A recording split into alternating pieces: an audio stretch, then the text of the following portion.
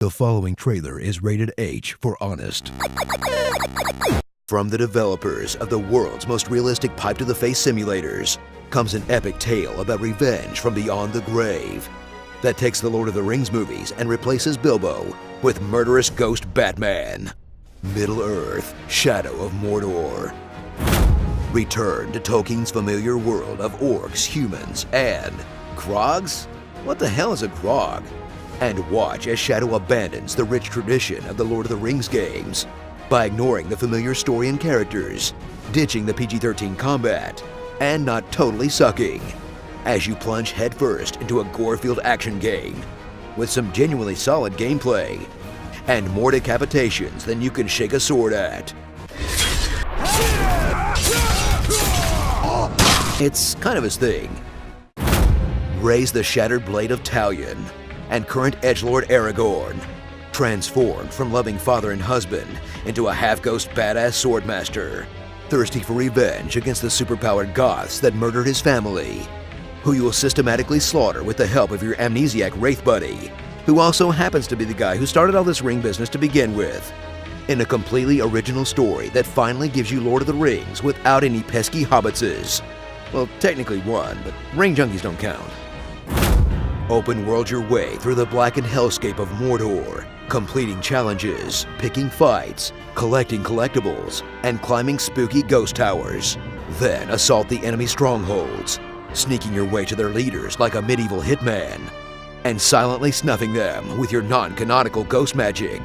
Or just busting in the door and slicing up every orc in a 10-mile radius. Cause let's face it, no one's gonna feel bad for these huggos. Morality is subjective! Whee! Cut down your enemies one after another in Shadow's balladic battle system, dispatching endless hordes of orcs with combos and parries straight out of the Arkham series, as you teleport around the battlefield, slowing time and wrecking everything in your path, until you run into a general and discover they can only be killed with a drop attack on Mondays during a full moon.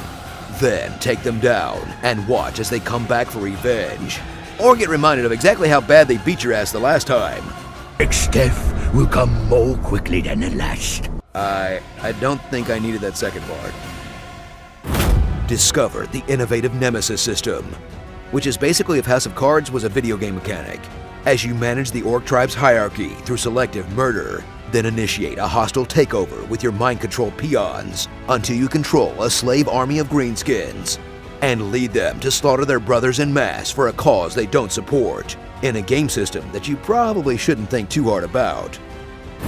So whip out your silver hammer and forge your way through a solid action game, because without all of that pesky Lord of the Rings stuff, it's basically just an ultra-violent Assassin's Creed, starring Ghost Dad, Casper the Friendly Ghost, Steve Torvin the Karagor Hunter, my wife, I got tickets to Coachella, I was a hunter once, Hammer Time, Crest White Strips, The Black Handy, Middle Management, and Steve Buscemi, Ghostman, Mordor City.